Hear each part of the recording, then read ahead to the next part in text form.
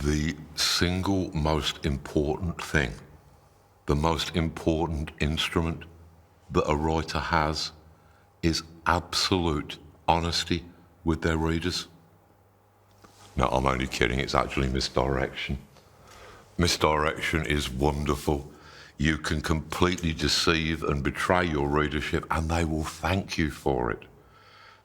You will have given them such a surprise that it will actually be delightful, and they will forgive the fact that you are clearly an incredible serial liar. There's ordinary forms of misdirection that everybody uses. The most common one would be only allowing your readership a drip feed of information so that they only get information when you want them to have it. You withhold the information about a thing until there is time to make the proper dramatic revelation. That's the most common form of mild misdirection. But you can aspire to some absolute genius pieces of misdirection. One of my favourites would be from the novel Magic by William Goldman. William Goldman was the author of Marathon Man, made into a film with Dustin Hoffman and Laurence Olivier. And the novel of that in itself contains some brilliant pieces of misdirection. I assume that it's one of William Goldman's favourite techniques.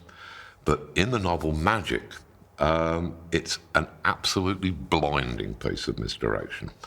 He commences the novel talking about a stage magician who is performing in a club, and he's not entirely sure that the act's going to go well, but he's fairly confident because it's all set up nicely for the performance. The dummy has been planted in the audience so that after he's done a couple of clumsy conjuring tricks, which the audience will be starting to feel a bit restless about, at that point, Fats will start to shout out from the audience and heckle him, and the banter between him and this hostile audience member, Fats, will become the real act. It's a comedy act based around a magical act. And as the novel progresses, we see the central character, the stage magician, and Fats. We see their relationship. We see them talking in the dressing room afterwards, discussing how the thing has gone, discussing perhaps any possible improvements.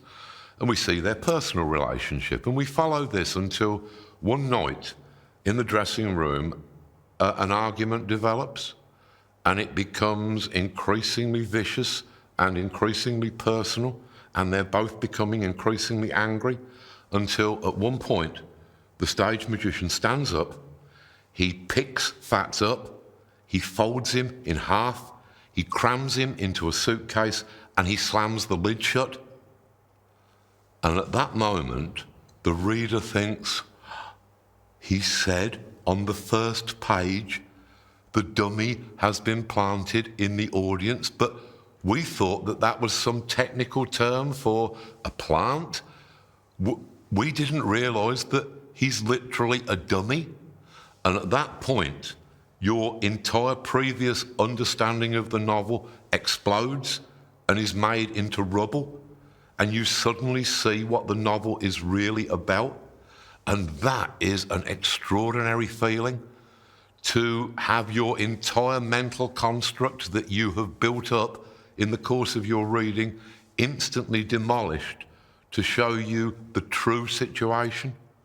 So, yes, that level of misdirection, you probably won't be able to do it straight away, but if you ever get the chance, jump on it as quickly as you can, if you ever have an idea like that, because it will make your novel into something extraordinary. There is a further form of misdirection, which is trickier still. This is where the author deliberately kind of misdirects themselves. I'd heard about this being a technique used by one of the brilliant female crime writers. I don't know whether it was P.D. James, Patricia Highsmith, it might even have been Agatha Christie. But what this writer used to do was, when writing her murder mysteries, she would just write about the murder, she would write about the reactions in the community, but she would not know who had committed the murder. She would not bother about that until about 2/3 of the way through writing the book, where suddenly it would hit her who must have been the murderer. So she can go back and make a few minor changes to sort of strengthen that. But the value of that technique is, if she didn't know who the murderer was during the early chapters, there was no way that she could even unconsciously telegraph that to the reader. So if it was a surprise to her, it's going to be a much bigger surprise to the reader. So, in summary then, misdirection is absolutely the one essential tool that you can have as a writer.